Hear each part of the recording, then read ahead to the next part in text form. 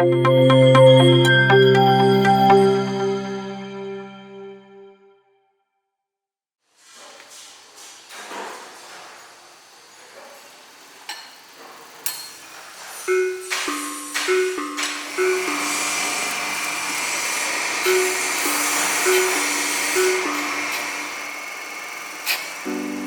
Logam adalah julukan untuk Desa Ngingas di Kabupaten Sidoarjo, Jawa Timur.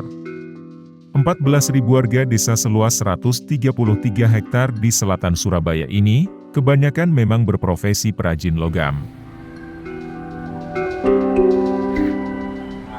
Sebagian besar mata pencarian warga kami adalah memang pengrajin logam. Insya Allah itu sudah dari leluhur kami, Pak. Ada yang namanya dusun, yaitu dusun Pandean. Kata Pandean itu berasal dari pande. Pande itu menempa besi. Dari leluhur kami adalah memang menempa besi, memande besi dengan cara tradisional. Pembakaran besi dilakukan dengan alat yang sederhana, namanya obok, untuk melakukan pembakaran. Kalau sudah menyala, baru besi ditempa dibentuk sesuai dengan pesanan. Yang waktu itu memang banyak di alat-alat pertanian seperti sabit, membuat cangkul, dan lain.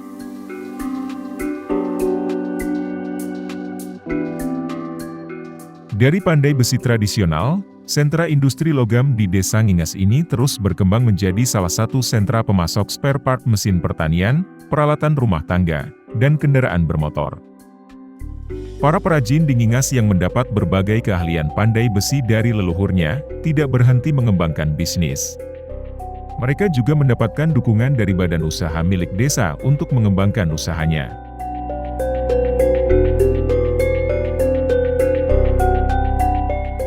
Dari kecil kami sudah tahu logam, sehingga apa yang BUMDes Ngingas lakukan, usaha apa yang dilakukan tentunya nggak lepas dari apa yang ada potensi di desa kami, Pak, yaitu logam. Pak. Akhirnya, dengan segala pertimbangan, produk apa yang kita bikin, kita ciptakan, sesuai dengan kebutuhan pemerintah daerah, bahkan sampai pusat. Dukungan dan pengembangan dari BUMDes membuat beberapa perajin mulai menggunakan mesin-mesin produksi yang lebih canggih. Mesin dan dukungan ini pun mampu mendongkrak omset para perajin tersebut.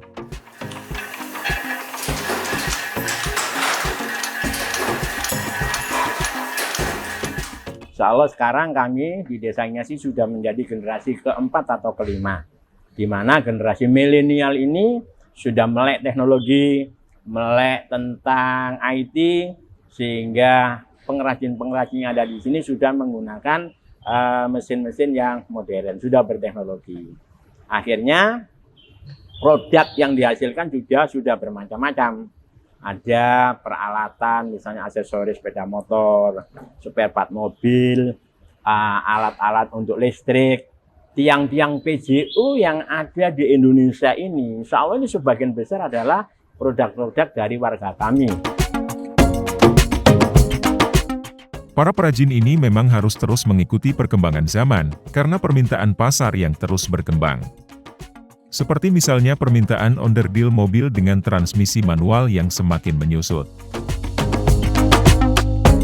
Kalau kami biarkan di mobil manual, maka kami akan kegerus pasar. 5 tahun lagi sudah nggak ada mobil manual, Pak. Kami akhirnya mengembangkan sayap lagi, Pak, di ABB itu dengan menggunakan dengan jasa mesin laser. Yang sekarang laser itu lagi berkembang, itu untung di situ. Kalau laser itu kebanyakan untuk pagar, Pak, tralis-tralis. Tapi dia juga memotong ini. Kalau dulu belum ada laser kita bikin molding itu lama. Kalau ada laser kan enak. Kalau kecil-kecil kita laser aja, Pak, tanpa membuat molding, kita masukkan gitu kan sudah selesai. Membantu sekali untuk produksi itu. Di samping pagar, sekarang tralis-tralis itu begitu.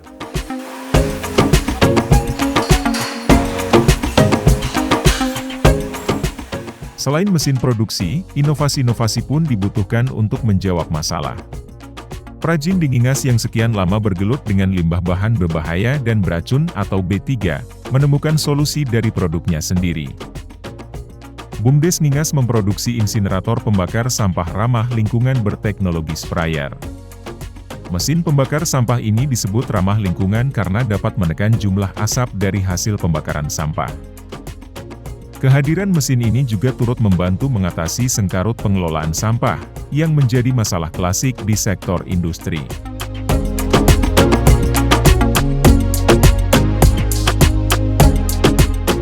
Akhirnya BUMDes Ngingas bisa menciptakan insinerator, mesin pembakar sampah ramah lingkungan berteknologi sprayer, sehingga berapa tahun yang lalu, tahun 2019, di Pemprov Jatim ini ada Innotek, inovasi teknologi. Kebetulan BUMDes Ngingas mengikuti itu secara umum, Bapak. Kami juara pertama. Ini BUMDes Ngingas dengan mesin ini sudah dapat rekom dari KLHK. Sehingga kami tinggal mengembangkan aja, Pak. Nggak sulapan tek-tek-tek karena banyak penelitian. Insya Allah, sekalipun dengan COVID gini, masih 8 bisa kami dapat pesanan, sudah 2 miliar lebih, Pak, yang masuk ke kami. Karena B3 terus terang aja, Pak, pengolahan di negeri kami bisa dihitung jari. Kalau BUMDes Ngingas punya komitmen ingin menyelesaikan permasalahan B3, maaf, Pak, saya ikut bangga. Kedepan, Desa Ngingas juga ingin menjadikan desanya bukan hanya desa logam, tapi menjadi desa wisata edukasi industri logam. Kami ingin menjadikan Desa Ngingas ini desa wisata edukasi kampung logam Desa Ngingas. Kenapa visi itu yang kami angkat? Karena kami menyadari masyarakat kami punya potensi, yaitu SDM. SDM untuk menjadikan logam menjadi barang-barang yang punya nilai jual, barang-barang yang memang dibutuhkan oleh pasar. Lah, kami tidak punya potensi alam. Sehingga dari potensi SDM masyarakat inilah yang notabene saat ini sudah menjadi rujukan-rujukan dari sekolah-sekolah SMK untuk kunjungan-kunjungan industri. Sehingga potensi yang semacam ini yang ingin kami terjemahkan untuk menjadi desa wisata edukasi.